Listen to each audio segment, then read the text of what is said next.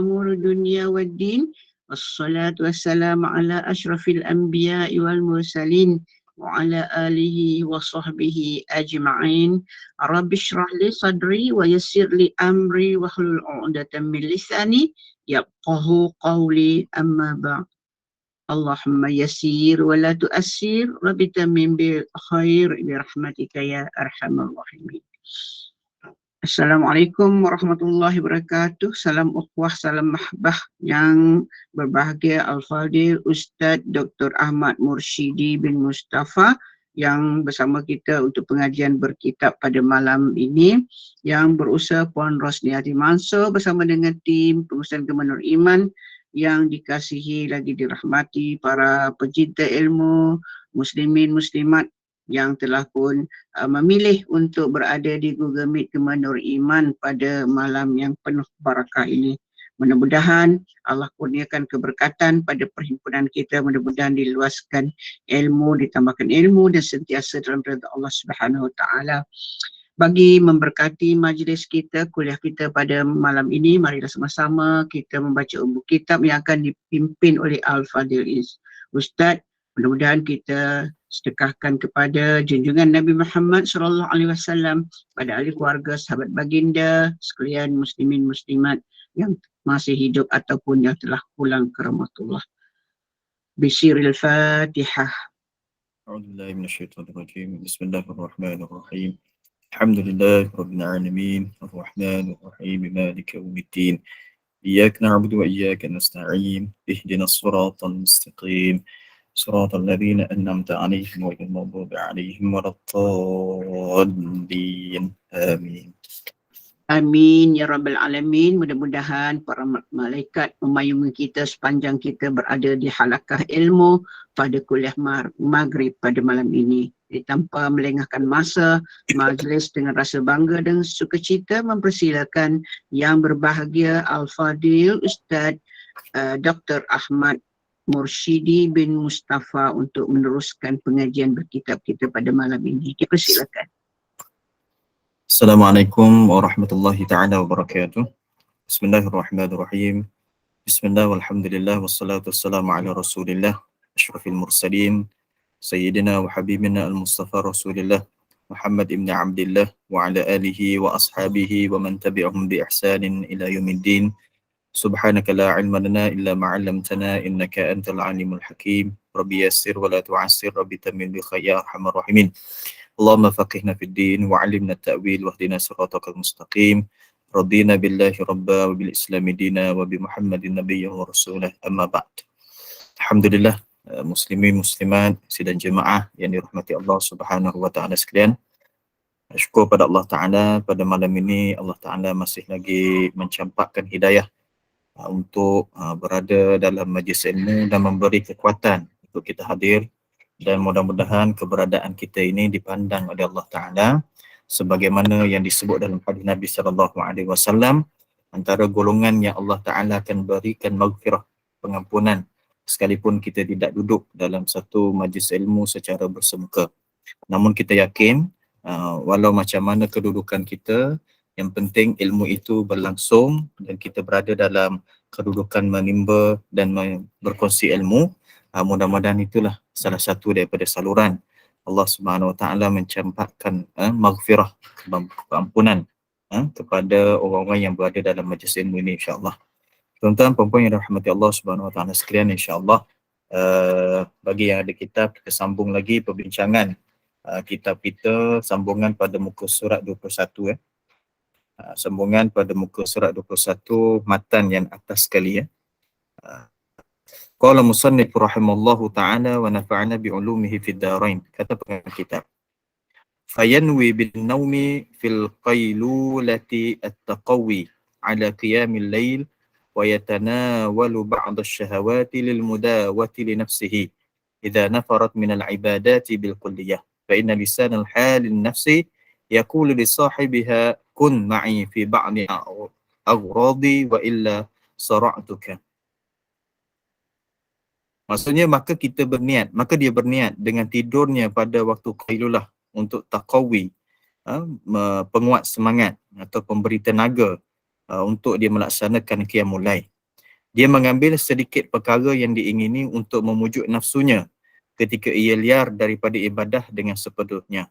Kerana lisanul hal, nafsu itu berkata kepada tuannya, hendaklah engkau bersamaku pada sebahagian kehendakku, dan jika tidak, pasti aku memerangimu.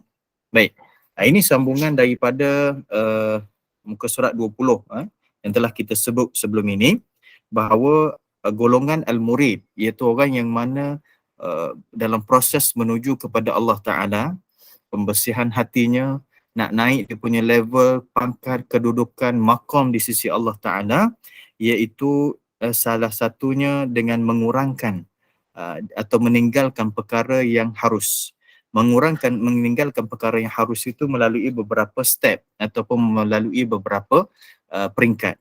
Antaranya dengan cara kita mengurangkan sedikit demi sedikit, dan kita pada ketika itu akan menyebabkan nafsu kita akan berkurangan ingin kepada benda-benda yang harus tersebut. Dan disebut juga pada perbincangan sebelum ini bahawa benda yang sunat itu kita jadikan seumpama benda yang wajib, daripada sudut kita berusaha untuk melaksanakan, menunaikan, dan kita berusaha untuk elak daripada kita tinggalkan. Sebab bila kita nampak benda wajib, kita rasa benda ni besar. Dan benda yang makruh itu kita nampak seumpama benda yang haram. Kan? Ini termasuk daripada proses seorang yang dikatakan al-murid. Dan juga kalau melibatkan perkara yang mubah, perkara yang harus tersebut, dia niatkan perkara tersebut sebagai benda-benda yang baik supaya dia dapat kebaikan.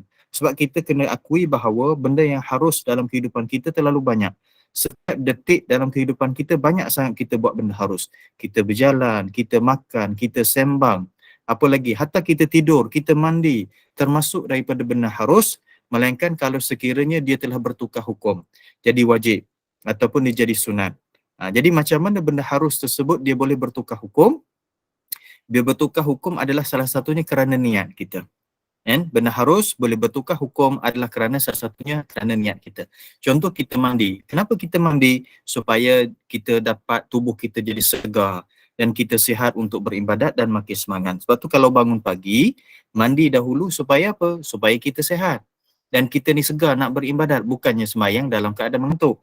Kalau tak mandi, tak apa, tak ada masalah. Tetapi bila mana kita mandi tersebut, kita dah ada niat ni kita, nak mandi ni supaya apa? Supaya nanti kalau nak sembahyang, sama ada sembahyang subuh atau sembahyang sunat tahajud dan sebagainya, tubuh kita jadi sihat. Maka di situ daripada benda yang harus telah menjadi benda sunat. Kenapa? Kerana niat kita. Baik, itu telah kita sebut sebelum ni. Maka disambung perbincangan pada malam ini, kata pengarang kitab, fayanwi bin naumi fil qailulah at-taqawi ala qiyamil lail. Maka dia niatkan dengan tidur pada waktu qailulah. Iaitu tidur qailulah ini. Qailulah ini salah satu daripada waktu, masa yang kalau mampu untuk kita buat, itu kita tidur seketika, maka kita tidurlah. Cuma khilaf di sisi para ulama. Daripada sudut qailulah itu macam mana, daripada sudut tempoh dia. Ada yang mengatakan sekadar setengah jam. Ada sampai yang mengatakan sampai sejam. Sejam sebelum daripada masuknya waktu zuhur. Ataupun 1 jam sebelum daripada masuk waktu zuhur. Bukanlah kalau kita kata zuhur contoh 1.30 kita kata. Kita ambil 1 jam, iaitu daripada pukul 12.30 sampai betul-betul 1.30. Tak boleh. Sebab kalau kita bangun ketika itu, dia jadi macam kadang-kadang ada orang tu bangun tu dia pening-pening kan. Jadi dia nak bangun tu, dia kena bersihkan diri dahulu dan sebagainya. Baik, maka kita kena pandai-pandai lah estimate masa kita. Mungkin kita berambil setengah jam sahaja, ataupun kita ambil dengan 45 minit sahaja, supaya bila mana kita bangun itu tidak terlepas waktu zuhur. Semata-mata nak ambil qailulah, targetnya nak sembahyang tahajud malam nanti supaya dapat kekuatan. Tetapi tertinggalnya sembahyang zuhur secara berjemaah. Sedangkan itu lebih besar. Sebab tu kadang-kadang kena faham yang mana benda sunat itu dia tetap sunat. Kan? Dan dalam sunat tersebut dia ada ranking-ranking dia. Ada sunat yang memang terlalu digalakkan. Kan? Maksudnya kita memang dianjurkan untuk betul-betul buat. Ada dia punya sunat itu bukan tak digalakkan, tetapi daripada sudut ranking kedudukannya di bawah sedikit. Kan? Jadi kalau kita terlepas dengan sembahyang zuhur berjemaah itu satu kerugian. Sedangkan kita nak buat sembahyang tahajud pada malam nanti. Maka bila mana qailulah nak tidur, maka pandai-pandai kita bahagikan masa. estimatekan masa kita mungkin dalam setengah jam ataupun 40 minit. Dia jangan tidur lebih, makin tidur lebih dia jadi penat. Ni, waktu Zuhur, kalau kita tidur lebih sampailah kepada pukul 2 lebih, dia bangun kita akan jadi penat. Sama juga kalau kita tidur pada waktu Asar. Kan? Kalau berlebih-lebihan, dia akan jadi penat. Kadang-kadang orang tu penat sangat. Okey, tidur tak apa. Kan? Tidur seketika. Mungkin ada orang tu balik kerja sampai rumah pukul 6.30. Ya Allah, mengantuk sangat. Tidur dulu setengah jam. Supaya apa? Supaya bila mana dia sembahyang maghrib, dia sembahyang ditunaikan ibadat dengan cara yang baik. Bukan yang kita kata, tak apalah, tunggu jap. Nanti nak sembahyang maghrib. Lepas maghrib, tidur. Tengok dia punya maghrib, cincai-cincai saja. Itu tak kena cara. Kan? Maka salah satu daripada perkara yang dikatakan harus, maka dia akan jadi sunat adalah tidur ketika mana waktu qailulah. Qailulah itu kita tidur seketika untuk apa? Kita niat supaya kita dapat kekuatan bila mana kita akan bangun pada malam hari nanti. Ini satu formula yang agak pelik kan? Formula yang agak pelik. Cuba tengok. Kita tidur pada waktu Zuhur. Kan? Waktu tahajudnya adalah pada malam. Nampak tak jauh je jarak dia? Tetapi Masya Allah, ini kerja Allah Ta'ala.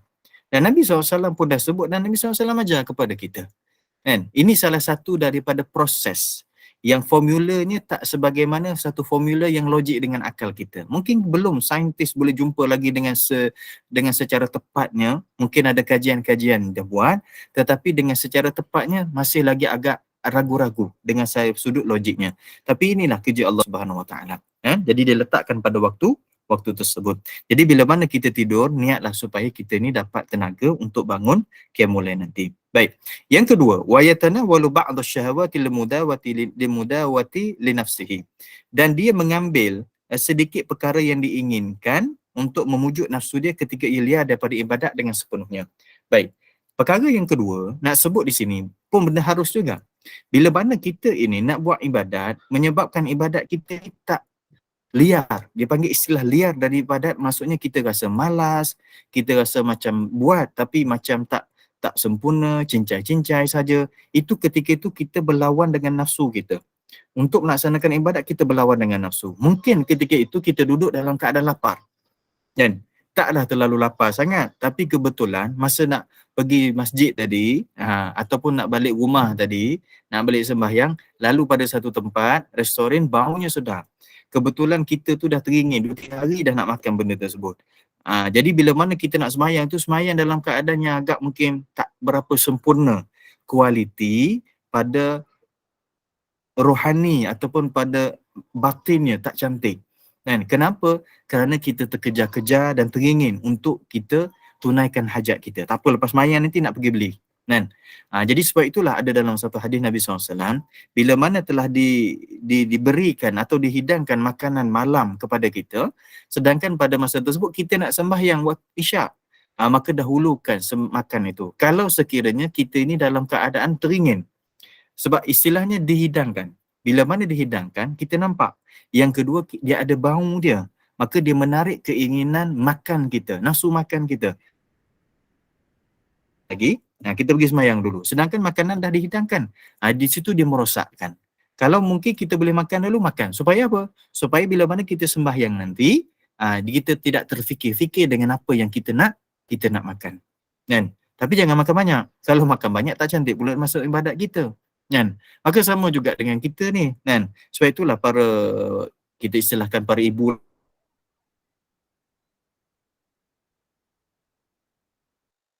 bila mana nak sembahyang, dalam sembahyang kadang-kadang dia terbawa-bawa apa menu nak masak hari ni. Bila? Ketika mana sembahyang. Kalau boleh settlekan dahulu benda tu. Settlekan dahulu benda tu, ataupun set awal-awal, okey nak masak benda ni. Okey, standby kat situ, siap-siap. Atau kalau boleh masak awal-awal, masak awal-awal. Sebab apa? Sebab benda tu terbawa-bawa dalam kepala.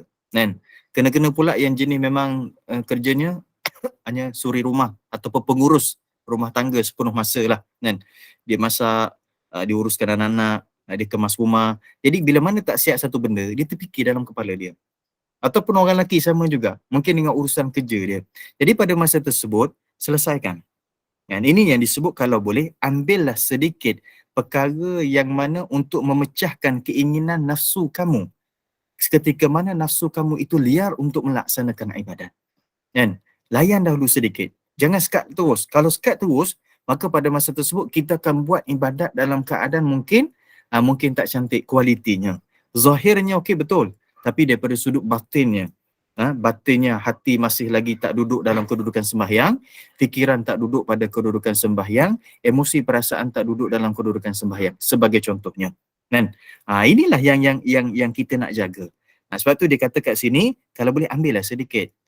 Supaya apa? Supaya seumpama kamu dah bagi sedikit keinginan nafsu. Sebab apa? Sebab kita dalam proses, kita tak boleh kawal nafsu kita sepenuhnya. Beza dengan para nabi, para sahabat yang telah melalui proses yang hebat. Proses yang hebat. Sampai kadang-kadang tak makan. Kita tak makan satu hari itu rasa macam agak pelik. Sahabat kadang-kadang 2-3 hari tak makan, itu satu benda yang biasa. Kan? Sebab itulah Sayyidatina Aisyah dalam satu hadis riwayat daripada Imam Tirmizi, diceritakan selepas daripada kewafatan Nabi SAW, ada orang bawa makanan yang agak special lah sedikit. Dia menangis. Dia menangis, dia cerita, Nabi ajar kepada kami, Nabi dan bersama ahli keluarga dia lah, isteri, anak-anak semua, tidak pernah kenyang 2 hari berturut-turut.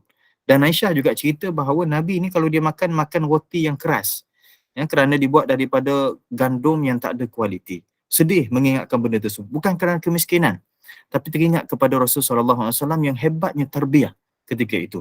Jadi mereka itu dapat dan mampu untuk melawan nafsu ketika itu. Jadi kalau kita ni belum mampu, maka kita, bukan istilah kita layan sepenuhnya, kita beri dulu sedikit. Jangan tak beri langsung, nanti bimbang, terkesan pada kedudukan amal ibadat kita. Dan ini yang perlu kita pertimbangkan. Ini supaya benda harus tersebut tak usik kedudukan kita untuk menuju kepada Allah Subhanahu Wa Taala dalam bentuk apa-apa bentuk ibadat saja. Fa inna lisan al-hali nafsi yaqulu li sahibihi kun ma'i fi ba'di awradi wa illa sara'tuka.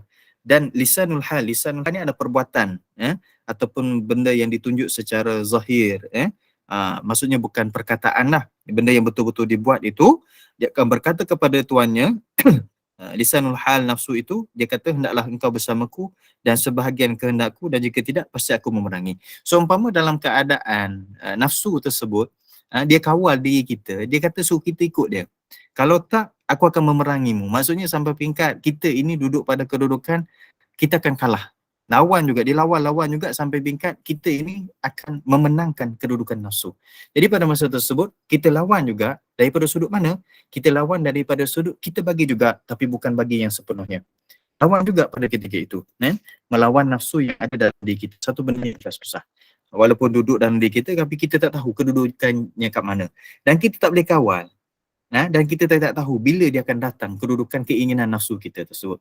Sama ada nafsu makan, nafsu nak tengok cerita, banyak ni kadang-kadang kita tak perasan, nafsu kita layan kan, tengok cerita. Sebab tu kalau orang suka tengok cerita apa dia, cerita yang sambung-sambung tu kan, apa dia panggil, yang bersiri tu kan, itu makin lama tengok episod 1, seronok.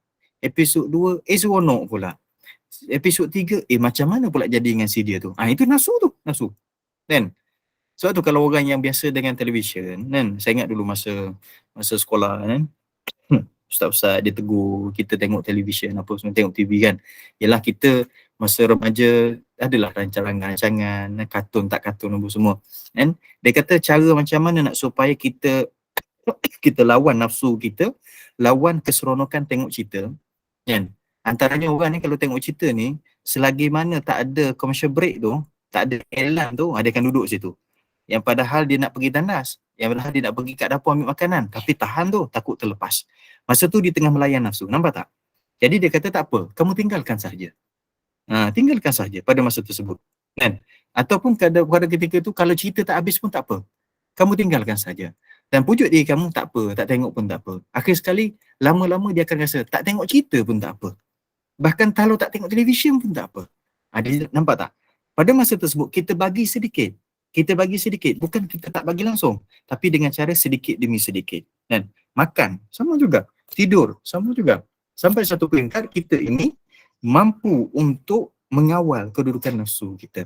Jadi pada masa tersebut, perbuatan zahir kita tadi tu, yang kita kata kita nak bagi sedikit kepada nafsu, supaya apa? Supaya nafsu tersebut, kalau bahasanya seumpama 2 orang, kita dan nafsu kita, kan? Dia nak, okey tak apalah kau ambil dah sikit. Kan? Tapi bila mana aku bagi kek kat engkau, maka pada masa tersebut engkau ikut aku dalam ibadat. Maka nafsu ketika itu akan ikut iman kita. Tapi kalau tak bagi langsung, selalu berperang. Sampai satu ketika, bagi sedikit lagi, bagi sedikit, lama-lama seumpama tak bagi, maka pada masa tersebut nafsu dah boleh ikut dah belakang. Itulah yang dikatakan sebagai kedudukan lisanul hal. Perbuatan kita yang kita laksanakan untuk melawan nafsu pada sudut zahirnya. Bukan kita kata kita lawan, okay, astaghfirullahalazim, bukan pada kedudukan kita dah berzikir kita gitu. Ini kita panggil praktikal terus. Kan? Praktikal terus. Sebagaimana saya sebut sebelum ni kan. Tinggi sangat nak makan, ya Allah. Balik rumah lapar sangat kan. Lapar-lapar, ya Allah. Bila mana lapar tersebut, jangan makan terus. Itu dipanggil sebagai lisanul hal. Kan? Jangan makan terus. Tengok dulu. Kan? Satu, cuba tanyalah. Kan? Mungkin orang-orang yang lebih lama kan, macam mana cara bila mana berhadapan dengan makanan. Cuba tengok macam mana tok guru, orang-orang alim, orang-orang lama yang daripada sudut makan ni macam mana. Bukan terus ambil gaul makan. Kadang-kadang dia pegang saja. Pegang, gaul sedikit saja, tak makan pun. Sedangkan orang lain makan kan. Sengaja. Kenapa? Ketika itu bukan sekadar ada bacaan-bacaan yang dibaca, tapi ketika itulah kita telah tengah memerangi nafsu kita. Supaya apa? Supaya tidak terlalu dilayan. Bagi juga tapi sedikit. Baik, wa kadzalika yanwi bilibasi thiyabi al-fakhirah izhara ni'matillahi ta'ala duna al-huzuz an-nafsaniyah wa kadzalika ya'kulu al-ladhidh min at-ta'am wa yashrabu al-bari' wal-hulwa min asy-syarab li ajli istibajabati a'dha'ihi li syukrillahi ta'ala. Dan demikian juga dia berniat untuk menzahirkan nikmat Allah Ta'ala dengan memakai pakaian yang megah tanpa pengaruh nafsu. Maksud pakai pakaian yang hebat, pakai pakaian cantik, pakai pakaian yang mahal. Dia pakai itu bukan kerana pengaruh nafsu dia dah. Kan? Ini nak sampai tahap ni agak susah. Sebab apa? Cukup tengok pada hari raya. Kalau kita pakai pada masa tersebut, kita akan rasa, akulah yang cantik, akulah handsome. Pakaian aku ini yang ini. Tapi bila mana tengok orang, ada orang cantik daripada kita. Masa tu kita down kan? Kenapa kita tidak downkan awal-awal lagi? Dengan cara macam mana aku pakai ini adalah kerana apa? Kerana bersyukur kepada Allah SWT. Sebab itu saya sebut sebelum ni, tak salah kita pakai dengan pakaian yang mahal. Mengikut kerana kemampuan kita. Tetapi hati-hati. Yang pertama, jangan sampai kepada peringkat membazir. Yang kedua, ajar kita kerana keperluan pada masa tersebut. Dan yang ketiga, paling besar lagi, kita mensyukuri nikmat Allah Subhanahu Wa Taala. Allah bagi nikmat yang menyebabkan kita boleh beli dan kita pakai pakaian tersebut, maka syukur alhamdulillah, ini pakaian yang Allah Taala pakaikan kepada aku. Pakailah pakaian mahal macam mana pun. Orang puji gitu, cantik pakai mahal ni, dia punya brand ni mahal ni, kan? Jadi kita kata alhamdulillah, cukup ya, alhamdulillah, kan? Jangan kita kata, alhamdulillah, rezeki lah, yang ni limited edition, tambah lagi. Tak payah bagi tahu, senyap tu, alhamdulillah, rezeki Allah, cukup lah. Walaupun dalam hati kita ni kadang-kadang tak sampai tahap macam tu, biarlah mulut berbicara supaya hati mendengar, seumpama macam tu. Jadi pakailah pakaian yang baik, tidak ada masalah, tetapi menzahirkan nikmat yang Allah Ta'ala berikan kepada kita. Dunal huzuzin nafsaniyah. Bukannya kerana pengaruh nafsu kita. Tapi kalau pengaruh nafsu kita saya ingat ada seorang syekh, ada seorang syekh tu dia pernah bagi tahu, dia kata hati-hati kamu pergi bekerja. Bila mana kamu pergi bekerja, kamu memilih-milih sangat baju. Baju ni tak cantik sebab baru je 3 hari lepas pakai kan. Ni minggu lepas dah pakai dah ni. Ini sesuai sikit, mungkin jarang-jarang sekali pakai. Kita pakai itu adalah kerana apa? Seumpama kita nak tunjuk kepada rakan sekerja kita. Itu dah merosakkan kita.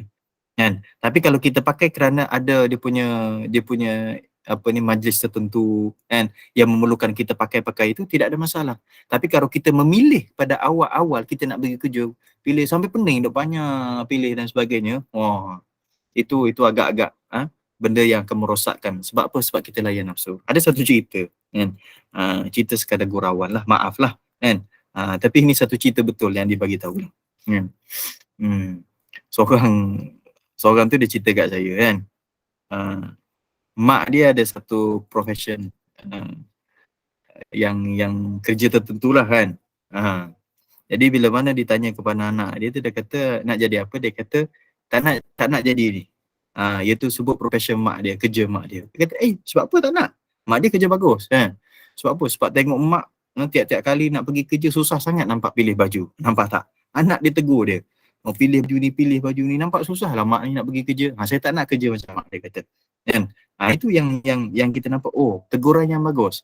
So umpama kadang-kadang kita terlalu memilih dalam melayan nafsu kita. Kan? Melayan nafsu kita ke arah benda tersebut. Tapi kalau kita pakai kerana kita menzahirkan nikmat Allah Ta'ala, tidak ada masalah. Kan? Dan demikian juga ya'kulul ladhis minat ta'am. Kita makan dengan makanan yang enak dan meminum minuman sejuk lagi manis semata-mata menarik segala anggotanya untuk syukur kepada Allah Subhanahu Wa Ta'ala. Kan? Makan makanan yang sedap, tak apa, tak ada masalah. Kan? Rumah kita ni banyak makanan yang kita boleh buat. Isteri, para ibu yang pandai masak, ya Allah, suami tu seronok makan kat rumah. Sebab apa? Sebab sedap makan. Tetapi pada masa tersebut, kita makan makanan sedap, dimasak, diberi atau kita beli, zahirkan bahawa ini salah satu daripada nikmat Allah Ta'ala yang perlu aku syukuri. Kenapa? Kerana Allah Ta'ala bagi nikmat makan sedap. Satu. Yang kedua, yang makan sedap itu Allah Ta'ala bagi nikmat merasa. Ada orang makan sedap tapi tak rasa pun. Sebab apa? Fungsi rasa dah Allah Ta'ala dah tarik dah. Kan? Tetapi di sini dia kata makanlah dengan makanan tersebut. Yang penting bila mana kamu makan, kamu mampu untuk mensyukuri nikmat Allah Subhanahu Wa Ta'ala. Kan? Dia kadang-kadang kita ingat benda ni, kadang-kadang kita lupa. Masa kita ingat tersebut, okey, pegang betul-betul. Alhamdulillah, alhamdulillah. Sebab itulah ada seorang ulama yang masyhur, Allahyarham Syekh Ismail Osman Zain, Syekh Ismail Osman Zain salah seorang daripada ulama di Mekah, yang masyhur, kan? Dia setiap kali dia makan, dia akan suapan tersebut akan dia baca bismillah. Kita bismillah itu pada awal kan. Bismillahirrahmanirrahim. Kita makan. Atau bismillah kita makan. Baik. Tetapi dia setiap kali benda yang disuap itu bismillah. Bismillah. Setiap kali. Bayangkan kalau dia habiskan nasi satu pinggan tu berapa kali dia baca bismillah. Setiap kali suapan. Sampai tahap macam tu. Kenapa? Kerana pada masa tersebut dia menarik perasaan dia, hati dia dan iman dia untuk mensyukuri nikmat Allah SWT. Kita tu pada awal-awal bismillahirrahmanirrahim. Oh, kita bersyukur kan. Tapi bila makan tu rasa sedap, oh dia makan lagi. Maka ketika itulah Allah uji kita. Kita terlupa untuk mensyukuri nikmat Allah Ta'ala. Kita ingat balik bila? Kita ingat balik lepas daripada kita sedawa. Kan? Sedawa tu dah kenyang sangat. Kan? Minum ya Allah. Alhamdulillah. Alhamdulillah tu sambil gosok perut kan. Gosok kita punya perut kita tu. Sebab apa? Sebab kenyang. Masa makan tu kita terlupa kan. Awal dengan hujung tu kita ingat Allah mungkin. Tapi masa tengah-tengah itu terlalai. Kita lupa untuk mensyukuri nikmat Allah Ta'ala. Sebab itulah dia kata tak apa, makanlah makan yang lazat. Tetapi ingat, tarikkan anggota kamu untuk mensyukuri nikmat Allah Ta'ala. Dengan tangan boleh kamu suap, lidah masih boleh merasa, mata boleh melihat, hidung masih boleh hidu dengan bau yang sedap dan sebagainya. Masuk dalam tekak kita, masuk dalam perut kita. Biarlah setiap anggota yang kena kepada makanan tersebut, dia mensyukuri nikmat Allah Subhanahu Wa Ta'ala. Dan dia bagi contoh lagi, dan minum minuman yang sejuk. Minuman sejuk ni satu benda yang nikmat, tahu tak? Ada orang, saya tak minum sejuk dia, saya tak minum. Saya minum yang air biasa, kosong biasa je kan. Tapi percayalah, air yang sejuk ni salah satu daripada nikmat. Sebab tu Nabi SAW bagi tahu, dan Nabi SAW bagi tahu, perumpamaan dunia ni salah satu seumpama air sejuk yang kita minum. Bayangkan ketika mana kita dalam keadaan panas, kita minum air sejuk, Masya Allah, dia lalu masuk dalam mulut kita dah rasa sedap dah. Tapi bila mana dia lalu kat kita punya tekak kita, ya Allah, nikmat, Masya Allah, tabarakallah. Dia masuk dalam perut kita tu rasa macam sedikit kenyang dan menyebabkan tubuh kita ni keseluruhannya dia tersentap, menyebabkan rasa sejuk yang daripada panas tadi. Walaupun seketika, ini nikmat. Sebab tu salah satu daripada minuman Nabi SAW, Nabi minum minuman yang sejuk. Tapi bukan minum sejuk yang melampau. Ada dalam hadis Nabi SAW, minuman yang sejuk pun antara minuman yang Nabi SAW pernah minum. Kan? Tapi kita janganlah ambil terlalu banyak sangat yang minum sejuk tu, mungkin daripada sukul kesihatan kena jaga juga kan. Dan ditambah lagi dengan al-hulu, iaitu rasa manis. Manis ini salah satu daripada rasa yang nikmat. Kat mana? Kat lidah kita. Jadi bila mana terkena lidah, Masya Allah sedapnya. Dan minum teh tarik. Kan? Teh tarik mamak pula. Ya Allah, masa minum tu dengan baunya, dengan rasa kat lidahnya masuk kat kita punya tekak tu, pastikan setiap anggota yang berfungsi ketika itu mensyukuri nikmat ketika mana kita proses minum tadi, proses kita makan tadi. Dan jadi makanlah dengan makanan yang kita kata ada kedudukan yang enak, minuman yang sedap, pakaian yang bagus-bagus, tetapi semua itu tariklah supaya dia itu mensyukuri nikmat Allah Subhanahu Wa Taala. Kan? Dia bukan datang sekaligus. Dia takkan datang sekaligus. Kan? Sebab dia melalui satu proses.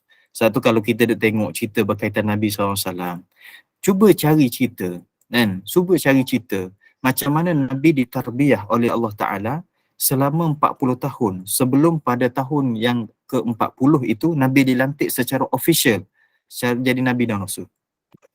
Jadi Rasul ketika itu. Kadang-kadang kita cerita Nabi pada umur 40, tu hebat dia macam ni sebagainya. Siapalah dia Nabi dan sebagainya. Cuba tengok ketika mana umur belasan, 20-an, 30-an, macam mana. Well trainednya Nabi SAW yang Allah Ta'ala didik langsung daripada Allah dan juga daripada malaikat. Dia menyebabkan jadi kuat. Proses lama kan, maka sama dengan kita. Kita ini melalui proses yang lama. Kenapa? Kerana kita itu telah terkesan dengan satu benda yang dikatakan seronok melayan hawa nafsu. Jadi bila mana dia dah berkawan lama dengan kita, tiba-tiba kita nak bercerai dengan dia. Saya guna istilah tersebut supaya kita faham. Supaya dia itu mengikut kita. Ataupun kita dah tak layan dah dia pada masa tersebut. Kan? Nafsu ini bila mana dia kalah, maka iman itu menang, maka nafsu ini takkan kata apa-apa dah. Dia akan hanya jadi penonton. Dia hanya duduk pada tubuh kita, kadang-kadang dia tak ada fungsi pun. Sebab tu kadang-kadang ada orang tak makan. Sebab tu Nabi SAW daripada sudut hukumnya, dia panggil wisol. Wisol ini adalah sambung puasa. Puasanya start daripada pagi tadi, sampailah pada waktu maghrib, tak buka, sambung lagi. Bagi para Nabi, termasuk Nabi Muhammad SAW, boleh, tidak ada masalah. Sebab Nabi ni dia ada kekuatan ketika itu. Bukan sekadar kekuatan pada sudut zahirnya, tetapi kekuatan kerana imannya di hadapan nafsu itu seumpama penonton. Kita ini tak tahan sebab apa? Sebab nafsu kita bergolak ketika itu. Nak makan, kan? Rasa nak benda tersebut, lepas tu kita kena buka puasa dan sebagainya, kan? Sebab tu bagi hukum orang yang mana tak mampu, haram dia wisol puasa. Dia sambung puasa. Tapi bagi ada orang yang mampu, maka pada masa tersebut ada ulama mengatakan makruh, ada ulama mengatakan harus. Tapi sunatnya kita berbuka lah, kan? Sebab nak bagi gambar, saya nak bagi gambaran bahawa Nabi boleh buat benda tersebut kerana apa? Kerana nafsu itu kita bagi gambaran seumpama dia sekadar penonton saja, walaupun dia ada dalam tubuh kita. Kan? Baik. Sikit lagi. Waqad kana asy-syekh Abu Hasan Asy-Syadzuli rahimallahu taala yaqul li ashabihi kulu min tayyibit ta'am washrabu min aladdi syarab wa namu ala awta'il furshi walbasu layyid thiyab. Kata Syekh Abu Hasan Asy-Syadzuli rahimallahu taala kepada ashabnya, kepada kawan-kawannya dan kepada pengikut-pengikutnya, orang yang melalui jalanan menuju Allah Ta'ala yang dikatakan sebagai al-murid ini, makanlah kamu daripada makanan yang enak. Makan makanan yang enak-enak. Kan? Makanan yang sedap-sedap. Minumlah kamu daripada minuman yang lazat. Minum yang sedap-sedap dan sebagainya. Tidurlah kamu di atas tilam yang empuk dan pakailah kamu pakaian yang lembut. Tak apalah. Kan? Pakaian sedap, pakaian cantik, pakaian yang mahal. Lepas tu dia ada kualiti. Ya, tak apalah, tak ada masalah. Kan? Kenapa? Fa inna ahadakum idza fa'ala dzalika wa qala alhamdulillah yastajibu bihi fihi kullu udwin lisyukri. Kerana sesungguhnya apabila seseorang kamu melakukan hal demikian, apa dia? Makan yang enak, minum yang lazat, tidur atas tilam yang empuk, dan pakai pakaian yang lembut, yang selesa dan mahal ketika itu, bila mana dia buat benda tersebut dan dia mengucapkan alhamdulillah, pasti seluruh anggotanya turut menyahut untuk mengucapkan kesyukuran. Kerana dia tahu macam mana mensyukuri nikmat ketika itu. Jadi pakai itu bukan kerana pengaruh nafsu. Minum, makan kerana bukan pengaruh nafsu. Tidur di atas tilam yang empuk itu bukan kerana kehendak nafsunya, tapi kerana mensyukuri nikmat Allah Ta'ala berikan kepada kita. Sebab tu awal-awal kita bincang, tidak salah untuk kita mengambil nikmat dunia kalau sekiranya kita tahu cara untuk menguruskan nikmat tersebut dalam diri kita. Yang jadi salah, kita ambil nikmat dunia tapi kita urus dengan cara tak betul. Pakai pakaian yang mahal, timbul perasaan riak. Makan makanan yang sedap-sedap, minuman yang lazat-lazat, sampai kita kata ada perasaan ujub ataupun riak, rasa hebat, rasa sombong, bahkan sampai pikat membazir pula. Ini yang menyebabkan jadi tak boleh. Kan? Kalau dah mampu untuk mengawal benda tersebut, maka silakanlah, tidak ada masalah. Kan? Sebab tu kalau kita tengok orang, dia ni nampak mewah sangat lah, ni membazir. Jangan kata. Kadang-kadang mungkin dia itu lebih pemurah daripada kita. dan dia lebih mensyukuri nikmat yang Allah Ta'ala berikan kepada dia berbanding dengan kita. Maka bila mana kita tengok orang itu dengan pakaian yang hebat, kita tengok dengan keretanya yang mewah, rumahnya yang selesa, makan minumnya yang agak yang kita kata sedap-sedap, lazat dan sebagainya, kita kata Alhamdulillah, syukur pada Allah Ta'ala. Allah Ta'ala bagi nikmat kepada si dia.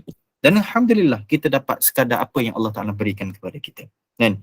Maka bila mana seorang tu mengucapkan syukur, maka dia akan menarik anggota-anggota lain bersyukur. Anggota mana? Yang makan tadi, anggota mulut, tangan, hidung, mata, yang melihat, yang bau dan sebagainya. Dan termasuk daripada perut kita yang menadah makanan. Pakaian, tubuh kita. Kan? Tubuh kita itu bersyukur. Bukan sekadar mulut tu Alhamdulillah, tetapi anggota kita bersyukur. Macam mana? Boleh bayang tak? Dan tubuh itu sampai peringkat dia bersyukur. Setiap anggota kita ni tuan-tuan, jangan bayangkan bahawa mulut kita saja akan bersyukur. Alhamdulillah, Alhamdulillah, Alhamdulillah. Alhamdulillah melafazkan atau menzahirkan syukur kita. Kan? Tetapi pada kedudukan tubuh kita sekarang ni syukur. Ya Allah, Alhamdulillah. Tubuh ini rasa syukur dengan pakaian yang kita pakai sekarang. Kan? Makan, kita rasa syukur dengan setiap nikmat. Sebab itulah kata ulama, kan? Aku minum air tersebut, saat ketika aku minum, aku dah bersyukur pada Allah Ta'ala. Bukan kerana ketika mana air itu dah masuk, air itu belum masuk, tetapi syukur kenapa? Kerana Allah Subhanahu Wa Ta'ala memberikan kekuatan untuk aku memegang gelas, dan memberi kekuatan untuk aku mengangkat gelas, dan memberi kekuatan kepadaku untuk aku masukkan air ke dalam mulut aku. Semua itu syukur satu persatu. Nampak tak? Masya Allah. Itu level yang kita kata orang yang mana telah meletakkan segala nikmat Allah Ta'ala itu untuk disyukuri. Nafsu yang mana ada ketika itu tak berfungsi. Tapi nampak macam layan nafsu, tak. Dia seumpama tidak ada fungsi dah nafsu tersebut. Nafsu seumpama haji penonton semata-mata. Bukan kita melayan nafsu dah ketika itu, tapi kita dalam proses mensyukuri nikmat Allah Subhanahu Wa Ta'ala. Okey, saya bagi lagi gambaran. Seumpama cerita Nabi SAW sembahyang sampai bengkak-bengkak kaki, bukan kerana nak ambil pahala dah ketika itu, dan bukan kerana syurga dah ketika itu, tapi kerana mensyukuri nikmat Allah Ta'ala.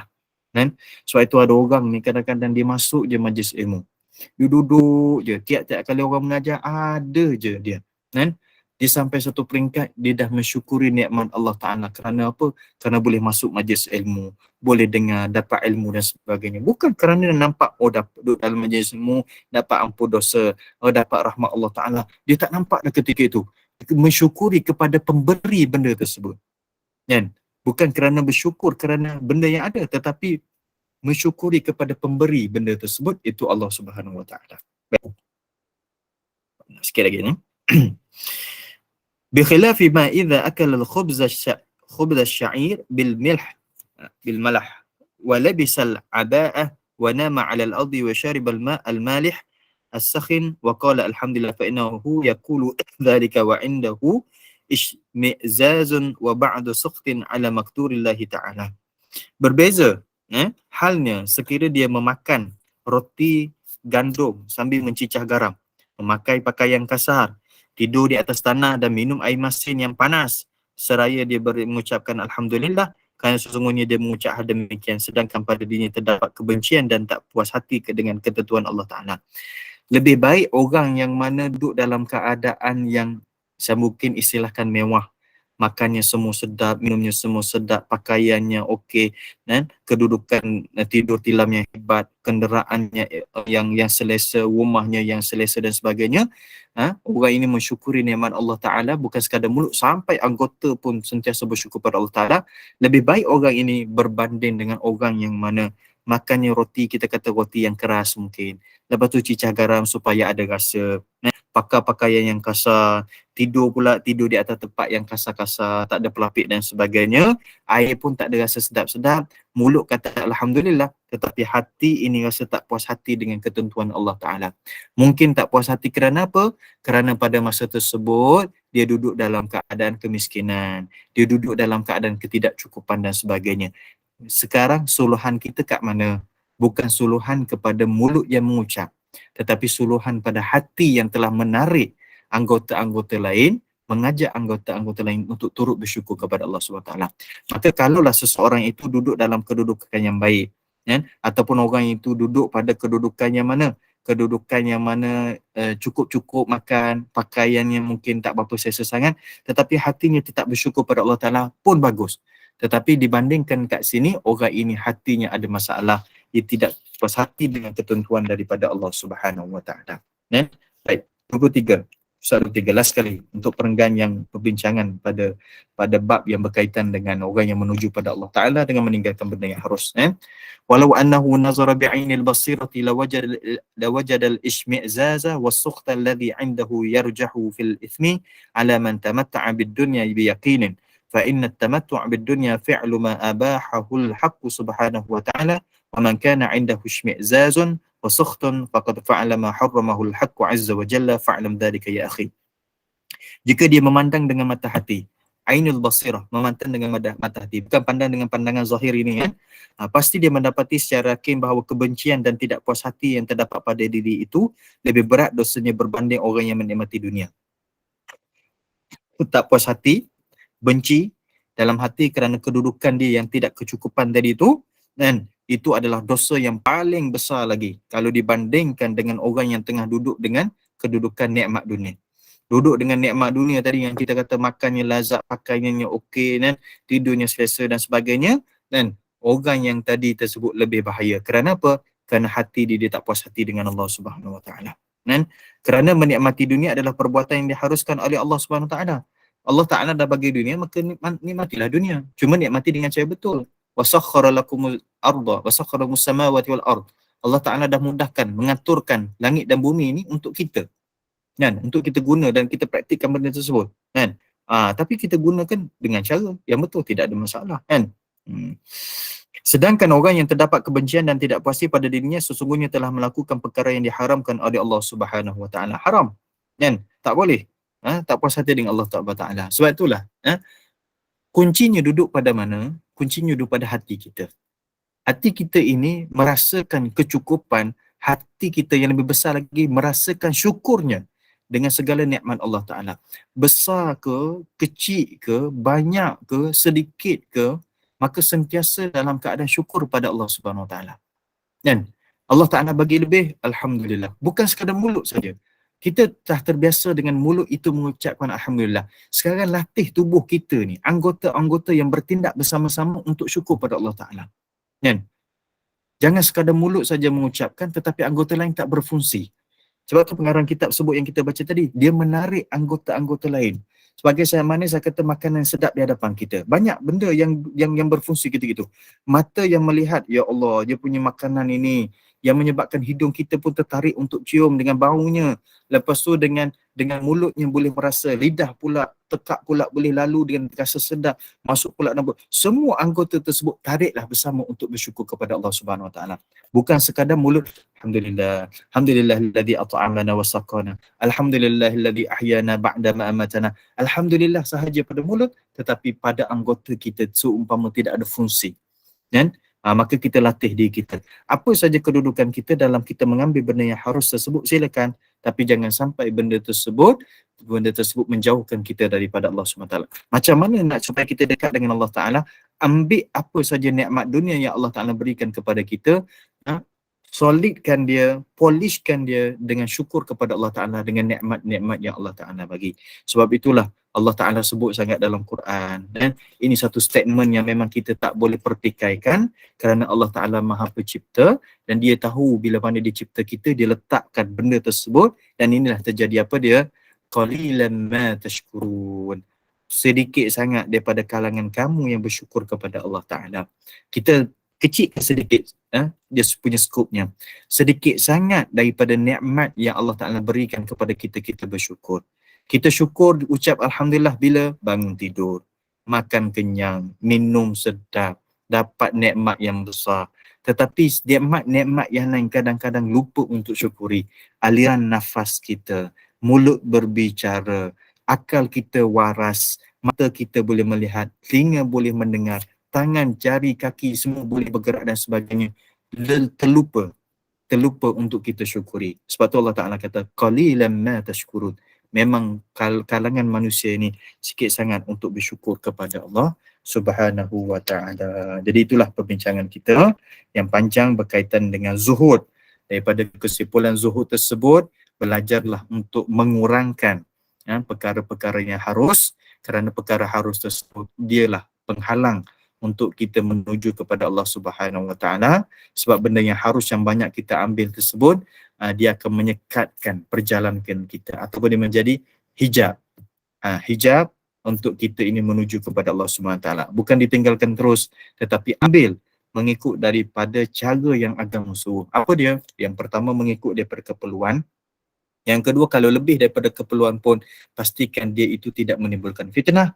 Dan yang paling besar sekali, yang ketiga, pastikan dia dalam ruang lingkup kita mensyukuri nikmat Allah Ta'ala dengan segala nikmat-nikmat yang Allah Ta'ala berikan tersebut.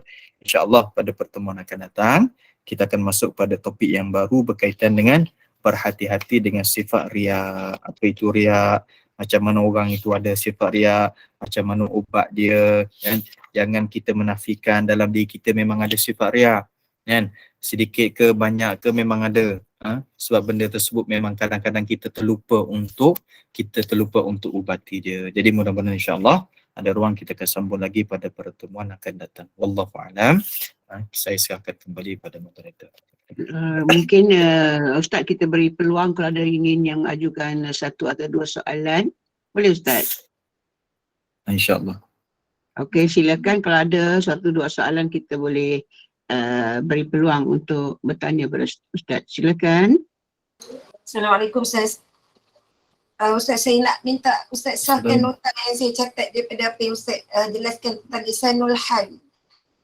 Satu mujahadah untuk melawan nafsu dengan perbuatan, tidak hanya dengan kata-kata, hingga nafsu mampu tunduk kepada iman. Betul Ustaz? Ya betul. Lisanul hal itu lebih kepada kita praktikkan dia pada masa tersebut. Kalau lisanul maqal, maqal ni perbuatan, kata-kata kita kan. Tapi kita lawan dengan perbuatan terus, praktik terus. Betul. Assalamualaikum Ustaz. Assalamualaikum. Kalau kita ni dah selesai, terima kasih. Kalau kita ni dah selesai Ustaz, dah buat semua yang wajib, dah buat semua yang sunat, dah bertasbih. Lepas tu, kita ada ruang sementara menunggu waktu yang satu lagi tu, kita buka TV, tengok TV. Boleh Ustaz? Dia sebenarnya kita dalam perjalanan kehidupan kita ni dia ada benda-benda yang benda harus yang tak terkira banyaknya. Tengok TV, dengar radio, sambil-sambil tengok telefon, apa semua kan. Benda tersebut sebenarnya dia tak jadi masalah selagi mana dia tak masuk dalam kedudukan yang haram. Dia jadi benda yang harus. Kalau yang benda yang dosa, haram lah. Tapi bila mana kita duduk pada kedudukan harus, mungkin nak tengok apa berita semasa kan, sambil-sambil nak tunggu masuk isyak. Okey. Maka pada masa tersebut, jangan menyebabkan benda tersebut melalaikan kita. Dan kita niat, aku nak ambil makluman ini adalah untuk dapat maklumat ataupun ilmu-ilmu semasa. Sekurang-kurangnya kita tahu, okey ni cerita sebenarnya, kan? Peperangan yang berlaku kat sini, ada kes-kes macam ni. Okey tak apa. Untuk dapat ilmu. Niat tengok berita, nak dapat ilmu. Tengok forum perdana, bukan kerana ustazah, panel tu sedap cakap. Tapi kerana ilmu yang dah dilontarkan. Ini satu masalah juga kan. Saya pernah jumpa. Tengok dia punya rancangan tu sebab apa? Ustaz tu handsome lah. Ustaz tu cakap sedap lah. Ustazah tu cantik lah. Dia cakap punya lembut lah. Kalau kita nak tengok benda tersebut, dah rosak lah kedudukan niat kita. Sekarang kita tengok siapa yang bercakap, siapa yang berkata, macam mana kedudukan dia. Yang kita nak adalah ilmu. Hatta walaupun berita tersebut menyebabkan kita ni dapat ilmu. Tak apa, tak ada masalah. Kita mengurus benda yang harus dengan cara kita setting dia mengikut daripada kehendak agama. Kalau yang haram tak boleh tukar dah, haram tak haram lah. Kan? Wallahualam. Terima kasih Ustaz. Okey, mungkin ada satu soalan lagi.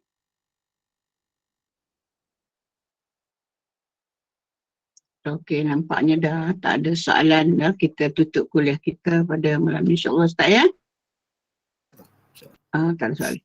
Okey, alhamdulillah. Jazakallah khairan kasiran Al-Fadil Ustaz Dr. Ahmad Mursyidi bin Mustafa yang mensyarahkan tajuk tentang zuhud.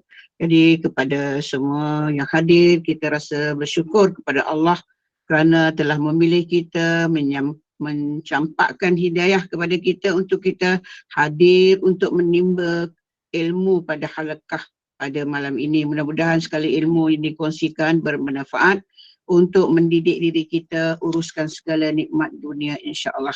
Jadi kita teruskan bersama dengan kuliah-kuliah Al-Fadhil Ustaz pada minggu-minggu seterusnya. Syukur jazilan kepada tim Gemenur Iman dan juga kepada para jemaah penyita ilmu muslimin muslimat yang telah pun hadir. Mudah-mudahan Allah hiasi hati kita dengan iman, dengan hati yang ada sifat bersyukur, redha atas segala ketentuan dan sabar menghadapi segala ujian Allah, dan terusnya mendekatkan hati kita kepada Allah Subhanahu wa taala.